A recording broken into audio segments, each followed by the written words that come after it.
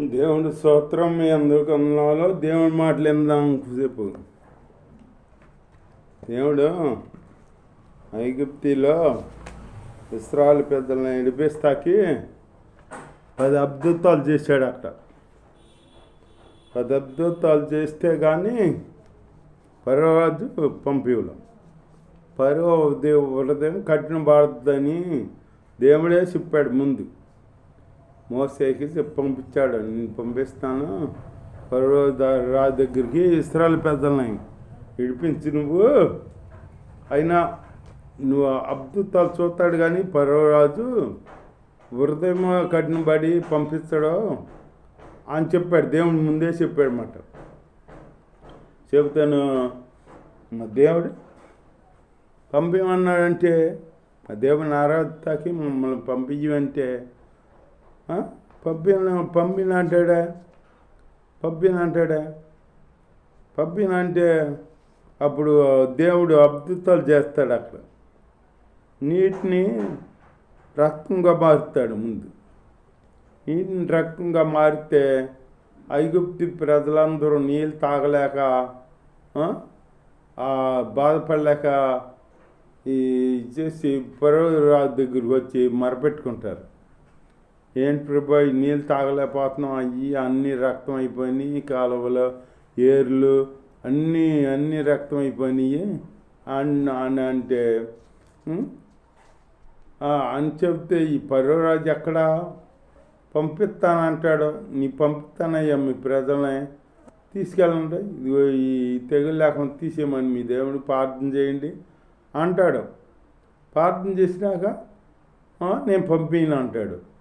నేను పంపిను, నాకు పనులు చేసేది ఎవరు చేసి పెడతాను, నాకు నేను పంపిను అంటాడు. దేవుడి స్తోత్రం. అప్పుడు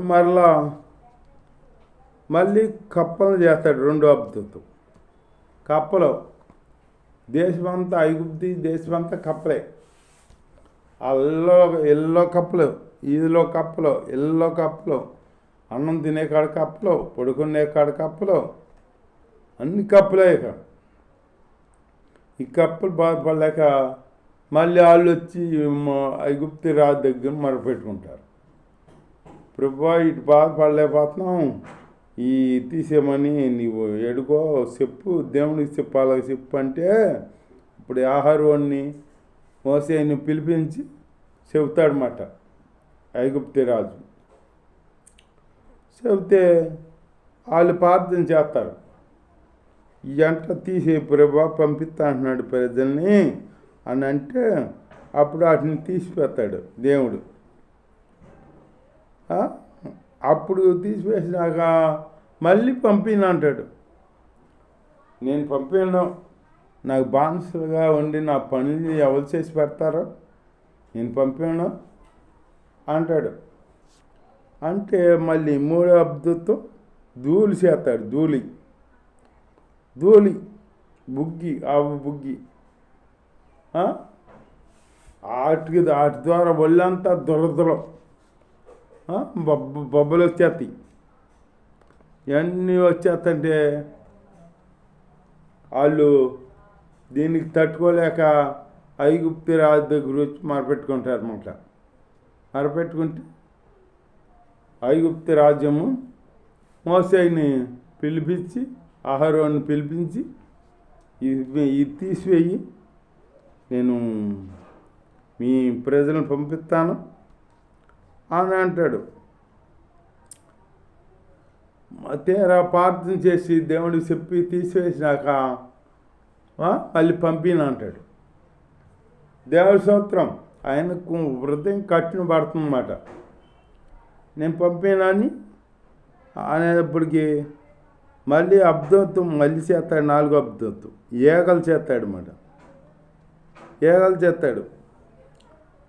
ఏగలు చేస్తే ఎక్కడ పొలంలో ఏగలే, ఎల్లో ఏగలే, ఇదిలో ఏగలే, ఐగుప్తి అంతా ఏగలే. ఏగలు బాధపడలేక వాళ్ళేమో ఫరో రాజుకి మొరపెట్టుకుంటారు వచ్చి. ఫరో రాజ్యము ఈయన పిలిపిస్తాడు. పిలిపించి మోసే ఆహారంలో పిలిపించి నీ ప్రజలను పంపించేస్తాను, ఈ ఏగ లేకుండా తీసేయమని మీ దేవుడికి చెప్పు అని అంటాడనమాట. దేవుడి స్తోత్రం చెప్పమనే అప్పుడు చెబితే ఏమైనా తీసేస్తాడనమాట దేవుడు. తీసేస్తే మళ్ళీ అట్లాగే హృదయం కఠినం అయిపోయి నేను పంపిస్తాను అంటాడు. పంపిస్తా కానీ దగ్గరలో వెళ్ళి మీ దేవుడికి బలి అప్పుడు అర్పించుకుని రాయని అంటాడు. అట్టా కాదు, మేము దగ్గరలో వెళ్ళాం, మూడు దినముల ప్రయాణం అంత దూరం వెళ్ళాలి మేము ఆ దేవుడికి అర్పిస్తాకి అని అంటే ఇది ఈయన పంపివుడు, నేను పంపిన అంటాడు. 5వ అద్భుతం, పశువులన్నీ చచ్చిపోతాయి ఐగుప్తీ దేశం. వాళ్ళ పశువులు అదే ఇశ్రాయేల్ పశువులు ఇశ్రాయేలుకి వాటికి ఏమీ హాని అవల, వాళ్ళకేమీ హాని లేదు, కేవలం ఈ ఐగుప్తీలకే హాని. వీళ్ళ పశువులే చచ్చిపోయినాయి, వీళ్ళ జంతువులే చచ్చిపోయినాయి అన్నమాట.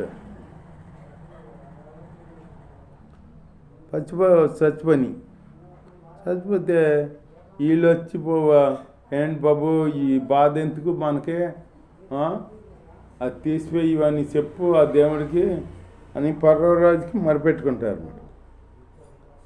మొరపెట్టుకుంటే వీళ్ళు మోసే అయిన ఆహారాన్ని పిలిపించి మళ్ళీ ఇది తీసేయమని చెబుతాడు అన్నమాట. చెప్పు మీ దేవుడికి పంపించేస్తానా అని చెబితే వెళ్తే మళ్ళీ పంపిన అంటాడు. పంపిస్తా కానీ అందరు ఇక్కడే ఉండాలి, మీరు మట్టుకు వెళ్ళి బలి అర్పించరాయండి అంటాడు. అట కాదు, మేము మట్టుకు కాదు, మేమందరం వెళ్ళాలి, మాకున్న సమస్తం ఇచ్చుకుని మేము వెళ్ళాలి అంటారు వీళ్ళు. దేవుడి స్తోత్రం అంటే అయితే నేను పంపించను అంటాడు ఐగుప్తు రాజు. పంపించడం అంటే మళ్ళీ దేవుని మళ్ళీ అద్భుతం చేస్తాడు అన్నమాట. అట్టా 10 మిడతలు చేస్తాడు, కటికి చీకటి ఆకార అద్భుతం ఏంటి, ఐగుప్తిలో తొలుసూలు పిల్ల అందరు చనిపోతారు అన్నమాట. తొలుసూలు పిల్లల్ని అందరిని చంపేస్తాడు దేవుడు. అట్లా జరుగుతూ ఉండగా వాళ్ళేమో బాధపడలేక పర్వరాజుకి వచ్చి మొరపెడితే ఈ పర్వరాజు ఏం చేస్తాడు, ఈ పర్వరాజు ఏమన్నా తీయగలరాయి, తీయలేడుగా, ఆయన వాళ్ళేమో అవుద్ది, దేవుడు వాళ్ళే అవ్వలేదు, ఆయన మనిషేగా పర్వరాజు. ఇక మోసేని ఆహారాన్ని పిలిపించి ఈ తెగులు లేకుండా తీసేయమని మీ దేవుడు చెప్పయ్యా, ఇక ఎందుకు లేదు మీ వాళ్ళని పంపించేస్తాను అని చెప్పాడనమాట. చెబితే దేవా ప్రభా పంపిస్తా అంటున్నాడు, ఈ తెగులు లేకుండా ఆపేయండి ప్రభా అంటే ఆపేశాడు అన్నమాట దేవుడు. ఆపైతే దేవుని స్తోత్రం హల్లెలూయా. ఆపైతే అప్పుడు వీళ్ళందరూ బయలుదేరుతారు, పిల్ల జల్ల ముసలోళ్ళు ముతుకోళ్ళు అందరూ బయలుదేరుతారు. బయలుదేరి వాళ్ళకి ఐగుప్తిలో సంపాదన అంతా తీసుకుని బయలుదేరుతారు. బయలుదేరేటప్పటికి మళ్ళీ వీళ్ళు సగం దూరం వెళ్ళాక మళ్ళీ వృద్ధి కట్టిన బరి మళ్ళీ వెనకాల వస్తాడు. నేను ఎందుకు పంపించాను ఆయన అని చెప్పేసి, నేను పంపించాను, నాకు పని లెవెల్ చేసి పెడతారు, నాకు బానిసలు లేరు, అది ఇది అని చెప్పేసి ఆ పర్వరాజు మళ్ళీ వస్తాడు ఆ సైన్యాన్ని తీసుకుని. అలా రథాలతో గుర్రాలతో వస్తాడు వెనకాల. వస్తాడు. వీళ్ళేమో చక్క విడుదల అయిపోయామని చక్క పాటలు పాడుకుంటా వెళ్తారు. వీళ్ళు వెళ్తుంటే వెనక్కి చూస్తే పర్వ సైన్యం వస్తుంది. పర్వ సైన్యం వస్తున్నారు వెనకాల. వచ్చి ఎద్దరు చూస్తే ఎర్ర సముద్రం ఉంది. ఇప్పుడు ఏం చేయాలి? ఏమన్నా చూస్తే పర్వ సైన్యం చంపేస్తాడేమో వచ్చి.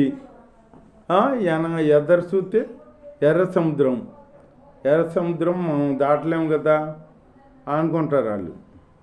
అప్పుడు దేవుడు మోసేకి వెళ్ళి మోసేని అంటారు, మోసేయ్ మమ్మల్ని మేము ఐగుప్తులోనే వాళ్ళ బానిసలు అయ్యి మొట్టమన్నాం కదా, మమ్మల్ని ఎందుకు తీసుకొచ్చి ఎక్కడ ఈ ఎర్ర సముద్రంలో ముంచేద్దామని తీసుకొచ్చావా? ఆ పర్వతో మమ్మల్ని చంపించేద్దావా అని అడుగుతున్నారు. మన వాళ్ళకి ఏమి తెలుసు? ఏదన్నా ఆశీర్వాదం వస్తే పొందుకుంటారు, మంచిగా ఉంటే ఆనందిస్తారు. అదే శ్రమ వచ్చిందనుకో, ఏం దేవుడు దేవుడు నమ్ముకున్నాక శ్రమలు ఎక్కువని, దేవుడు నమ్ముకునే శ్రమలు లేవు అని అంటారు. ఆనాడు అని అన్నారు పితరులు, ఈనాడు అంటున్నారు అన్నమాట. చర్చికి వచ్చి దేవుడు కార్యాలు చేస్తే దేవుడు అబ్బో అంత దేవుడు, ఇలాంటి దేవుడు ఎక్కడ లేడు, గొప్ప కార్యాలు చేస్తున్నాడు, మనకు తోడుగా ఉంటున్నాడు, మనల్ని నడిపిస్తున్నాడు అని ఎంతగానో పొగుడతారన్నమాట. అదే కొద్దిగా శ్రమ వచ్చేటప్పటికి ఇక దేవుడన్నో వెళ్తున్నాము, చర్చికి వెళ్తున్నాము, ఏం సుఖం ఉంది మనం అని దేవుణ్ణి తిడతారు. చర్చి లేదు, బొర్చి లేదు, ఏమి లేదు. చర్చికి వెళ్తే కాడ శ్రమలు ఎక్కువవుతున్నాయి, ఇంకా దేవుడు లేదు ఏమి లేదు అని చెప్పేసి అని అంటారు అన్నమాట. అలాగే అట్లా అనకూడదు, అట్లా అనేది జీవితం మనలో ఉండకూడదు. ఆశీర్వాదమే పొందుకుంటా కాదు మనం యోగ్యులం. అలాగే ఏబుకంట శరీరానికి జబ్బు కలిగిందంట. అదే